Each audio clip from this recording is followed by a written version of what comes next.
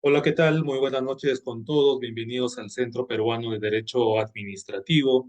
Mi nombre es Daniel Caballero. El día de hoy estaré actuando como moderador, puesto que estamos muy contentos y nos sentimos muy honrados de tener por primera vez a la doctora Juliana Loza Ábalos, que nos va a hablar un poco respecto a los aspectos generales del delito de colusión.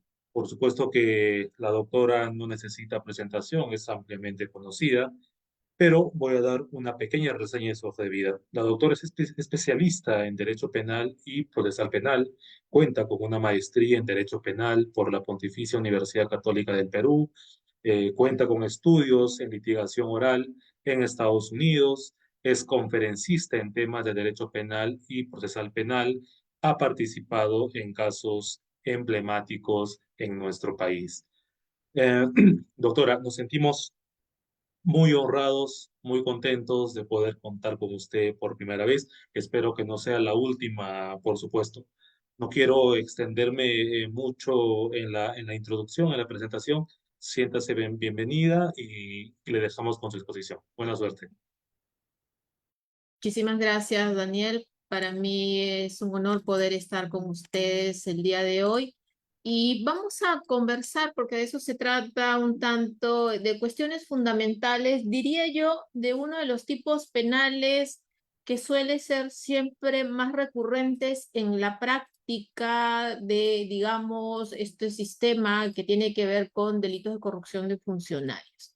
Pero que también, y esto hay que hacer mención de manera muy puntual, es uno de los tipos penales, estamos hablando del delito de colusión desleal, que ha tenido un amplio debate y tratamiento siempre en evolución, tanto en el plano teórico. De hecho hay muchas corrientes, muchos pronunciamientos al respecto sobre determinados tópicos que tienen que ver desde el bien jurídico, el sujeto activo, el sujeto pasivo, como lo vamos a ver, pero también desde el lado jurisprudencial.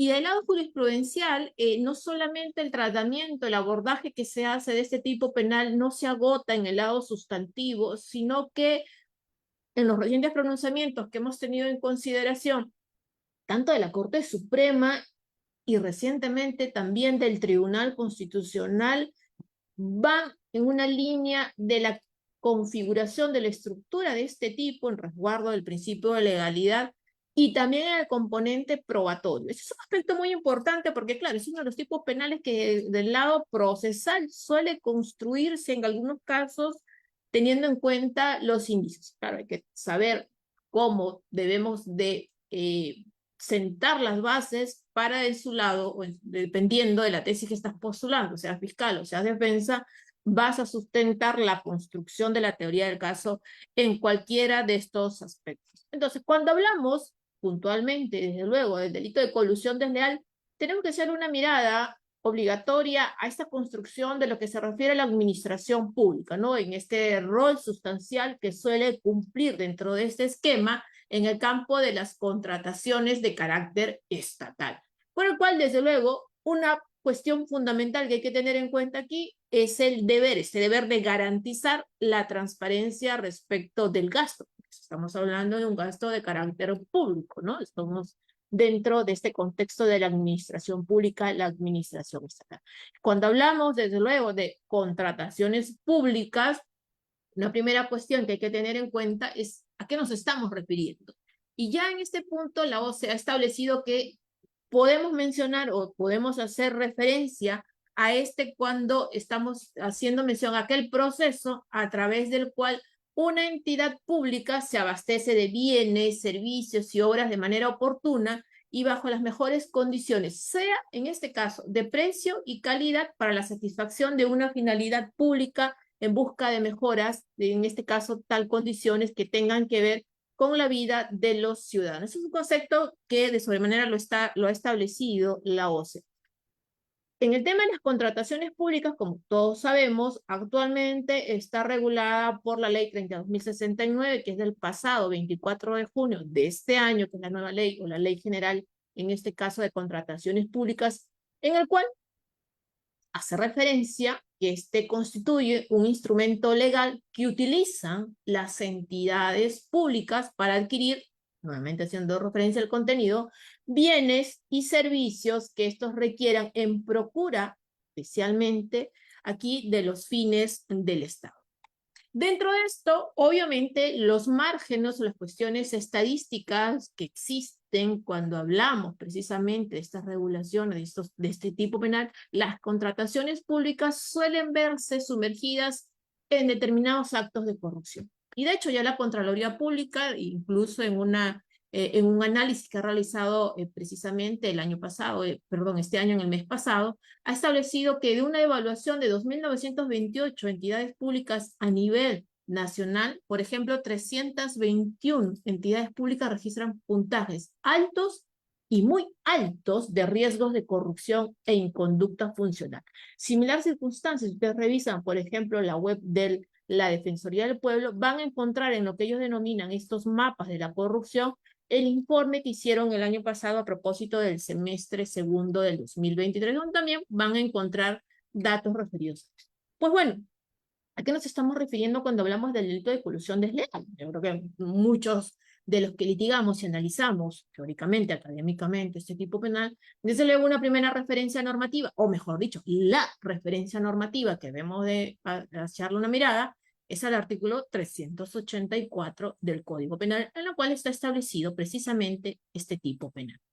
Y cuando hablamos del delito de colusión desleal, una primera cuestión, y eso quería hacer un tanto mención aquí, porque diría yo, un primer aspecto a tener en consideración es saber diferenciar o tener en consideración de manera muy puntual cuando estamos hablando de un injusto penal o cuando estamos hablando de un injusto administrativo. Claro, porque decimos eso porque precisamente una cuestión que debemos de tener en cuenta, se lo dije antes, es que estamos hablando de contrataciones públicas. La mayoría de estos sistemas, de hecho, si ustedes hacen mención, ustedes revisamos el artículo 384 del Código Penal, incluso en su fórmula básica establece el funcionario o servidor público que interviniendo directa o indirectamente por razón de su cargo en cualquier etapa, vean ustedes, en cualquier etapa de las modalidades de adquisición o contratación pública de bienes, obras o servicios, concesiones y cualquier operación a cargo del Estado, concierta con los interesados. Como ves entonces en esa construcción, una primera cuestión que debemos ingresar a analizar es cuando estamos hablando aquí precisamente de un injusto administrativo y de un injusto penal. Y para ello, desde luego, tenemos que hacer, digamos, referencia, sin duda alguna, a los principios básicos que resguarda el ámbito penal. ¿A cuáles nos estamos refiriendo? Primeramente, el principio de legalidad. ¿Por qué el principio de legalidad? Porque además delimita los elementos del tipo que, digamos, sean producto de la cotidianidad, legitiman el ejercicio de la acción punitiva de carácter estatal. De la mano de este principio de legalidad, obviamente encontramos a uno básico, muy conocido por todos, el principio, en este caso, de mínima intervención, que, digamos, en esta manera resulta útil no solamente en este contexto respecto a una situación, sea necesaria o sea gravosa, para así justificar aquí el accionar de proteger a la sociedad. Y claro, aquí nos estamos hablando de dos subprincipios, el principio en este caso de subsidiariedad y el principio de fragmentariedad. Cuando hablamos del principio de subsidiariedad, estamos hablando aquí que el derecho penal solamente ingresa o interviene cuando el resto, es decir, cuando aquellos otros mecanismos de control social no hayan resultado idóneos para poder solucionar el conflicto o se hubieran agotado anteriormente y ya también debido a la gravedad de sus sanciones por aquella conducta. Y cuando nos referimos al principio de fragmentariedad, estamos hablando que no se castigan, como ustedes bien saben, todas las conductas lesivas, sino las que revisten mayor entidad. Entonces, solamente se interviene en este caso, el ámbito penal, ante la mayor lesividad del bien jurídico, conflictos más graves, y no se castigan, por ejemplo, las meras conductas que pudieran reprocharse o no éticas o inmorales, ¿no? De hecho, en base a estos dos principios, entonces, tenemos que hacer una diferencia, tenemos que hacer un primer filtro de ver cuándo estamos ante un injusto administrativo y cuándo estamos ante un injusto penal. Si nosotros hacemos una referencia en este punto, por ejemplo, a la casación 841-2015 Ayacucho, donde se desarrollan y específicamente se habla de este marco, cuando pudiéramos estar entre un injusto administrativo, cuando un injusto penal, habla del lado del injusto administrativo, de aquellos defectos dentro del proceso administrativo, y en la cual se limita a elementos negligentes, más no a conductas dolosas. De hecho, Si ustedes revisan, por ejemplo, el recurso de nulidad 2390-2017 ANCASH, lo que van a encontrar es que dice ahí, la diferencia entre un injusto administrativo y uno de carácter penal, es decir, un injusto penal, la determina el tipo subjetivo, es decir, el cual debe estar acreditado. Ante la ausencia, se aplica el principio de proscripción de responsabilidad objetiva. ¿A falta de qué? Hablamos de elemento objetivo, de dolo. Entonces, eso está consignado en el recurso de nulidad 2390-2017 ANCAS.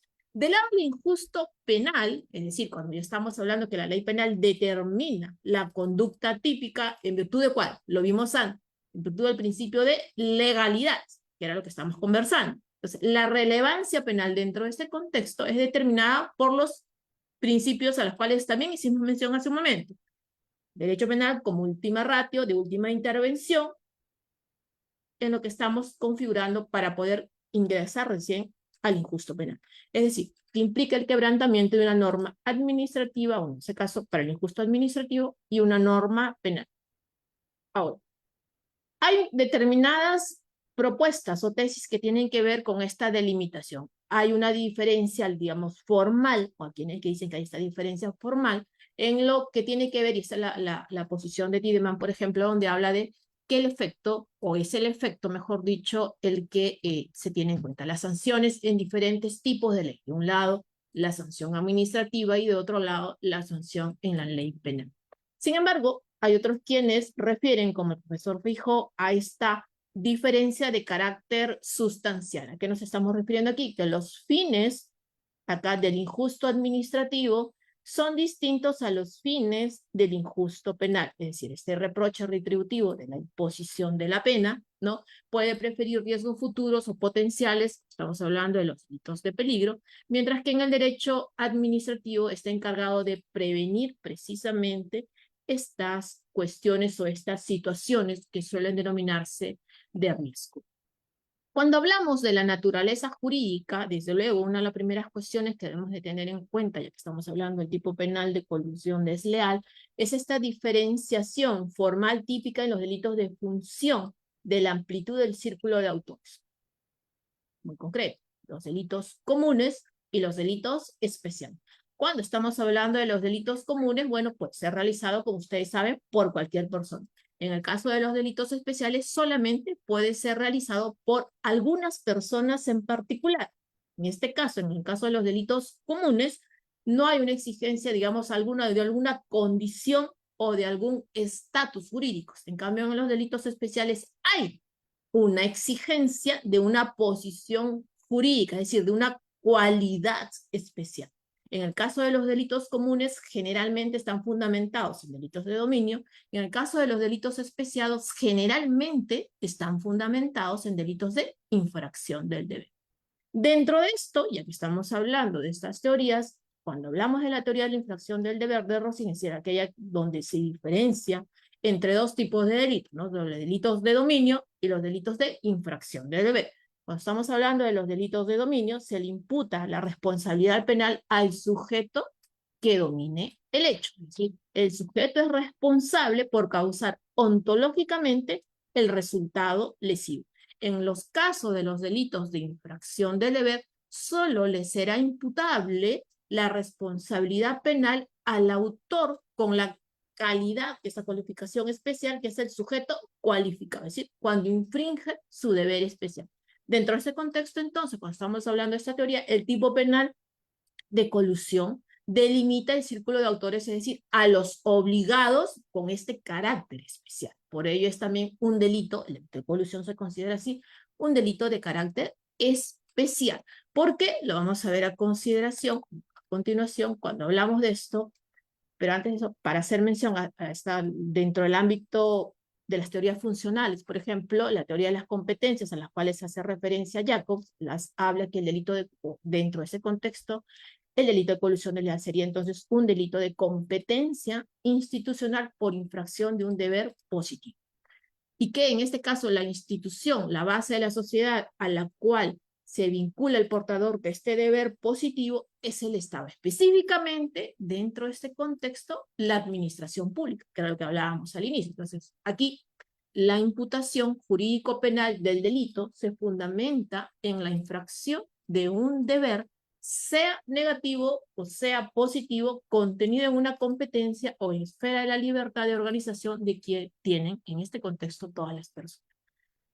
Y aquí hay que hablar obviamente de una diferenciación entre la función de las competencias, como lo dice, de los deberes, como habla el profesor García Cabero, por ejemplo, ¿no? Él habla de competencias por organización y competencia institucional. Cuando hace referencia a la competencia por organización, él habla de esta incorrecta organización, que es la actuación o la libertad de organización de cualquier ciudadano que deviene en este quebrantamiento de un rol negativo, que es la infracción de un deber negativo. Y este deber negativo es el deber general, de no dañar. En el caso de la competencia institucional, hace referencia a esta incorrecta organización de aquel ciudadano que ostenta una obligación jurídica, lo dijimos antes, de obligado especial, y que por ello quebranta un rol especial que contiene un deber de carácter positivo. Este deber positivo varía según la institución a la cual el obligado especial está vinculado o se vincula. Y este obligado especial, por demás, no solo tiene el deber de no dañar, sino de realizar prestaciones de conservación y mejoramiento de dicha institución. Cuando nos referimos, dentro de este contexto de ese tipo penal, al bien jurídico, desde luego, lo anunciábamos en la introducción de esta presentación, hay distintas posturas. Y uno de los puntos, sin duda alguna, está referida al bien jurídico. Vamos a hacer mención de manera muy rápida a estos aspectos. En la doctrina nacional no hay, digamos, la definición estricta o consensuada del bien jurídico. Y vamos a dar algunos puntos. Por ejemplo, el profesor Abanto Vázquez, él hace referencia a que se busca, dice, proteger el patrimonio administrado por la administración pública bajo la legalidad del ejercicio funcional. A su turno, por ejemplo, el profesor Ramiro Salinas Sicha, él habla de dos cuestiones, un bien jurídico general y un bien jurídico específico. Cuando hace referencia al bien jurídico general, dice que se busca proteger el normal y el recto funcionamiento de la administración pública. Y cuando hace referencia al bien jurídico específico, dice que esta tiene relación con la idoneidad y el celo profesional de los funcionarios en el cumplimiento de las obligaciones funcionales.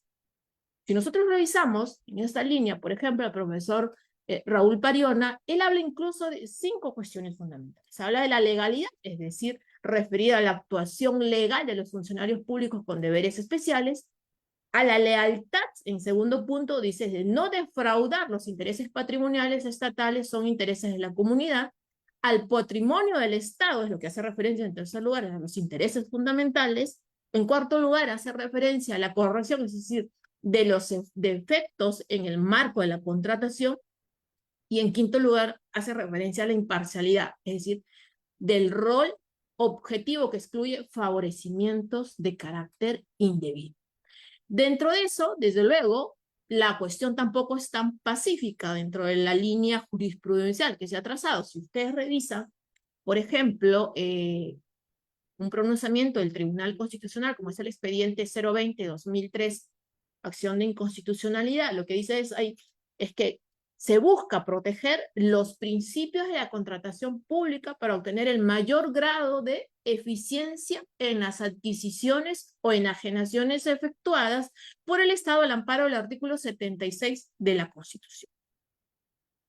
Si damos un salto y vamos a la Corte Suprema, y sería lo que ha establecido el Poder Judicial a través de las salas penales de la Corte Suprema, un primer pronunciamiento que debemos de revisar, sin duda alguna, es el recurso de nulidad 874-2018 Cañete, en la cual se establece que tiene que ver el bien jurídico, dice, con la actuación conforme al deber que importa el cargo y además asegurar la imagen institucional en razón a quién es el sujeto activo.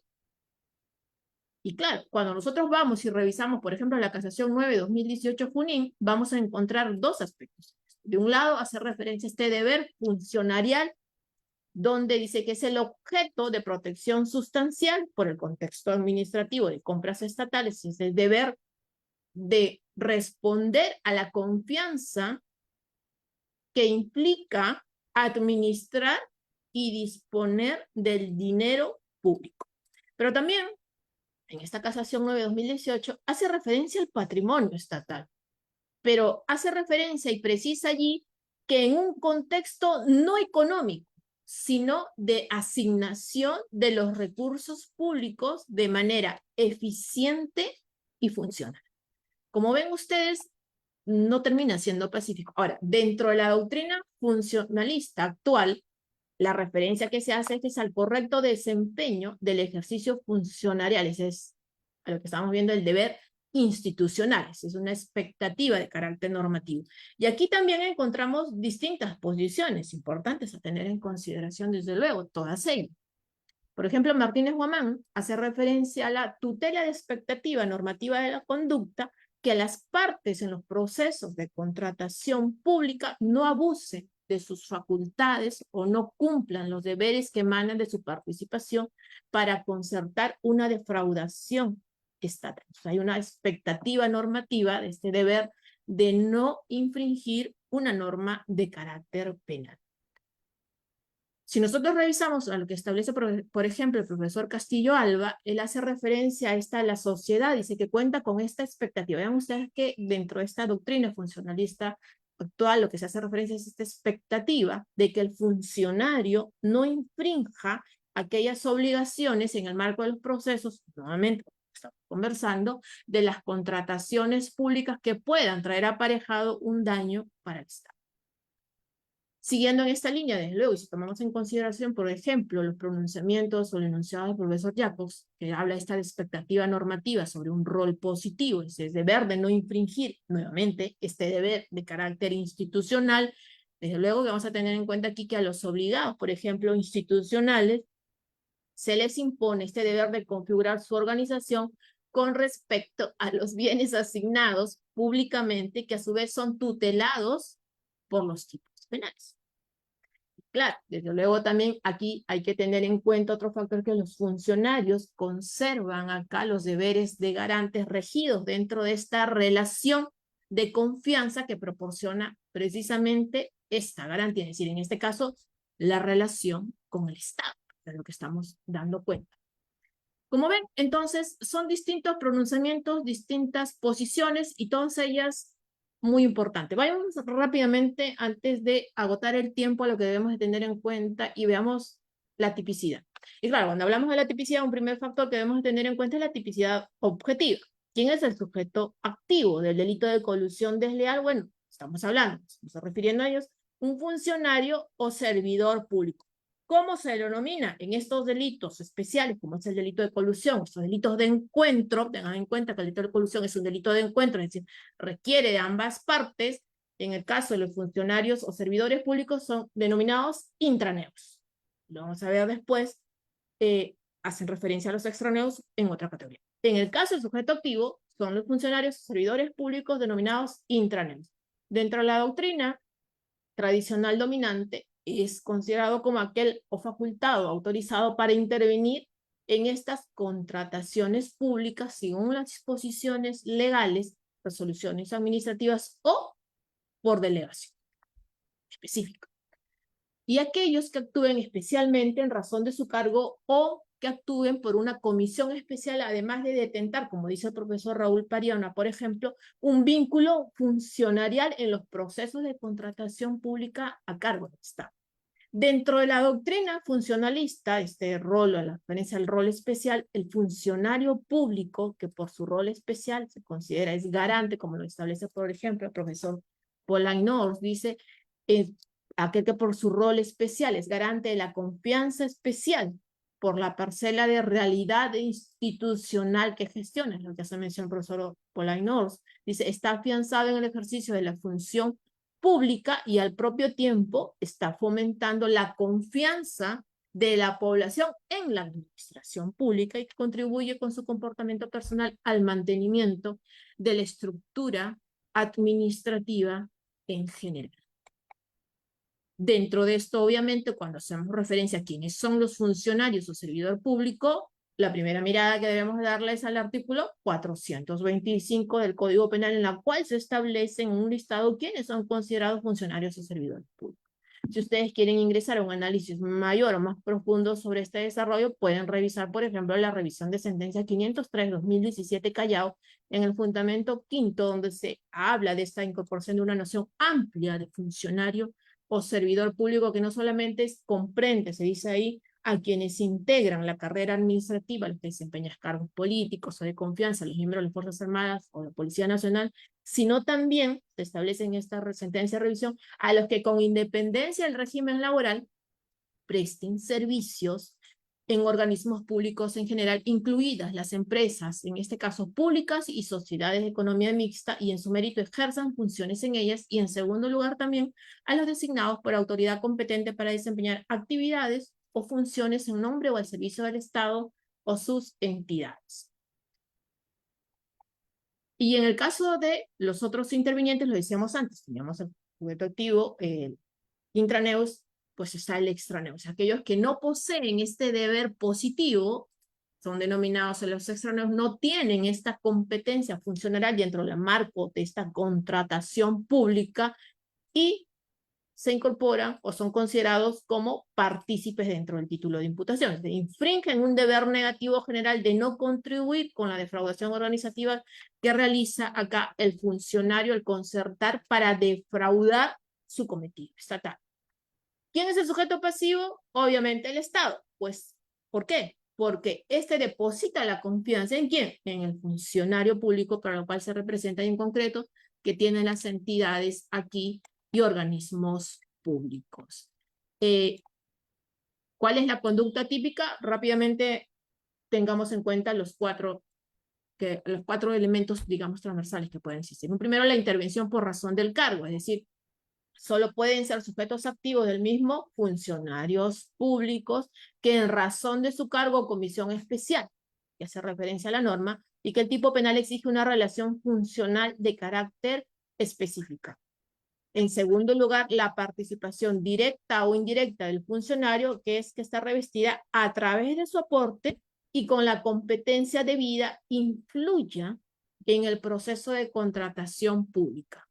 En tercer lugar, la concertación para defraudar al Estado durante el marco del proceso o de contratación pública. Se puede producir durante todo el procedimiento de adquisición que implica el acto de toma de la decisión para adquirir determinados bienes o el acto de adquisición y celebración del contrato, como dice este recurso de nulidad 1527/2016 del SANTA, del acto de consolidación de la misma, el acto de entrega y de control del adquirido y finalmente el acto de validación o de confirmación de lo adquirido y ulterior pago final del producto.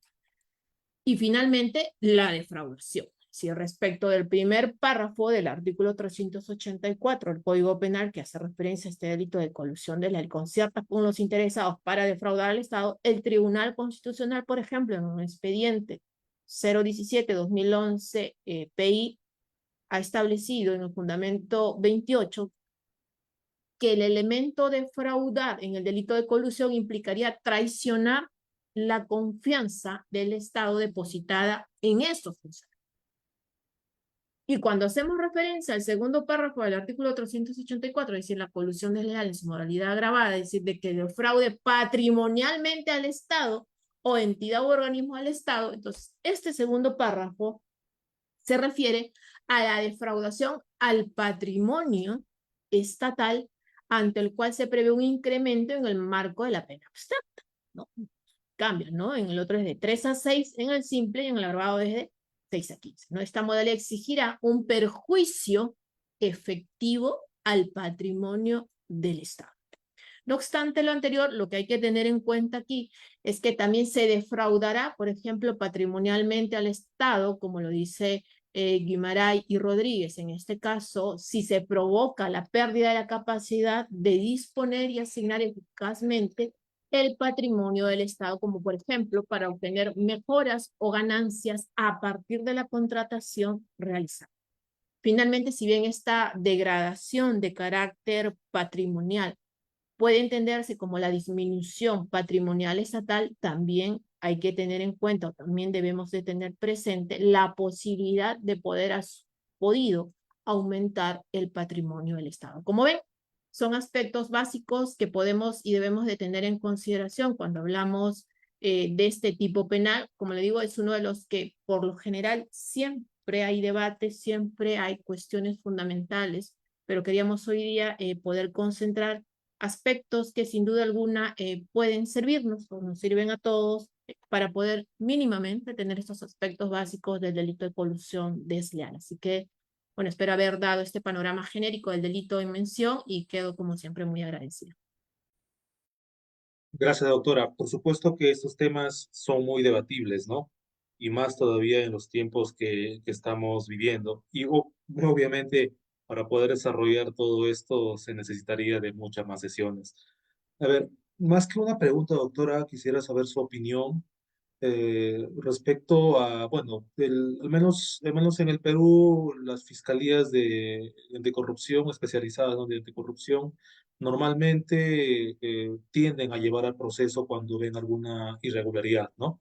Entonces, bajo su concepción, bajo su opinión y bajo su consejo, ¿qué se debería tomar en cuenta principalmente para poder saber si es que es una infracción administrativa, ¿no? Y no llevarlo a juicio, o efectivamente de repente sí estaríamos hablando de un ilícito penal? Sí, yo creo que es muy buena pregunta y sirve para cualquiera de los tipos penales. Yo soy partidaria siempre y me van a escuchar en muchas ocasiones decir esto.